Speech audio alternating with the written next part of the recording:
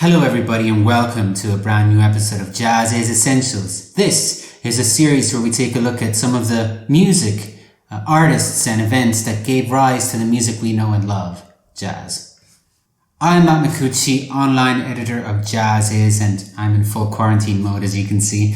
And this video is being recorded in the month of April, which is recognized in the United States as the National Poetry Month. So I wanted to make a video that was somehow related to that. And obviously the history of jazz and music are interlinked, from the great works of the lyricists to the many collaborations between musicians and poets. But some of you may know that there is an actual literary form that is called jazz poetry, and that is what I will be talking about on this episode. Before we begin, it may be helpful to provide a brief definition of what we actually mean by jazz poetry and what the term means. Sasha Feinstein says that a jazz poem is any poem that has been informed by jazz music. The influence can be in the subject of the poem or in the rhythms, but one should not necessarily exclude the other. In other words, a jazz poem may be defined as such whether it refers to jazz music within the text or whether the poet tries to create a verbal equivalent of jazz music.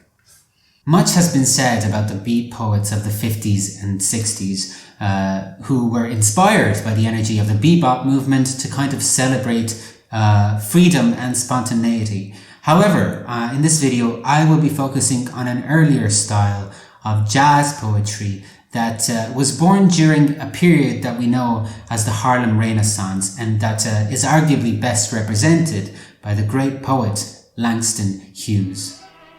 Very briefly, the Harlem Renaissance was essentially an intellectual, social and artistic explosion centered in Harlem in Manhattan, which roughly lasted from the mid-1910s to the 1930s. The period grew out of the black migration and the emergence of Harlem as the premier black metropolis in the United States. This period is rightly considered a golden age in African American culture, manifesting itself in literature, music, stage performance and art.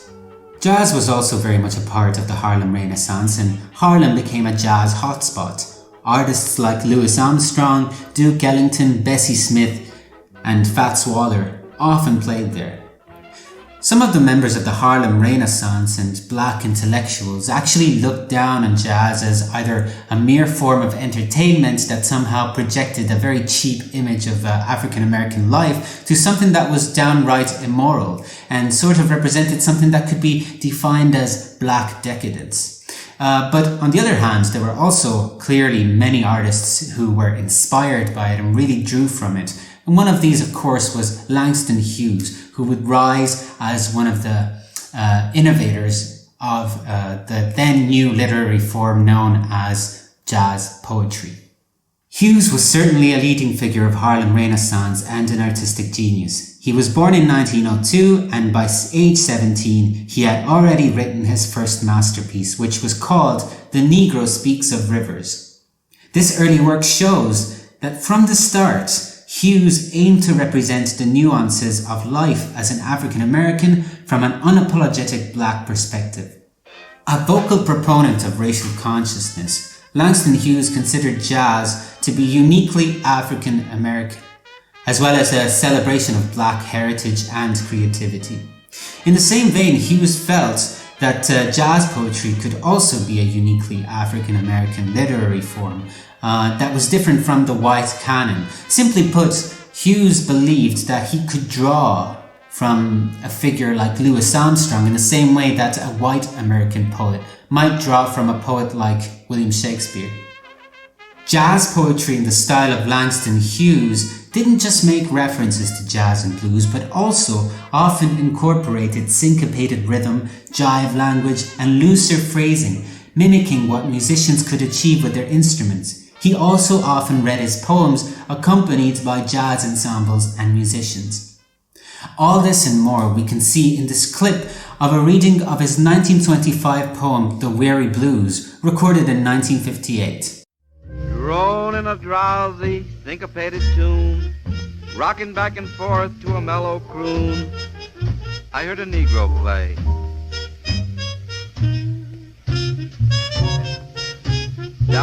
on Onyx Avenue the other night, by the pale, dull pallor of a one-bulb light, he did a lazy sway. He did a lazy sway to the tune of those weary blues.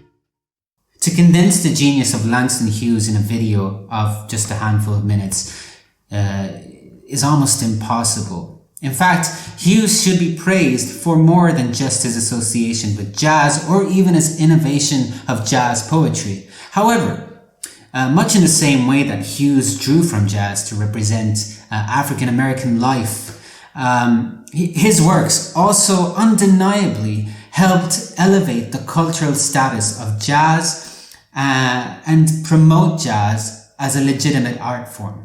That's all for this episode of JAZZIZ Essentials. I hope you enjoyed it. If you have, like, share and subscribe. And even if you haven't, I would encourage you to visit jazziz.com. Till the next time, stay healthy, stay safe, stay strong.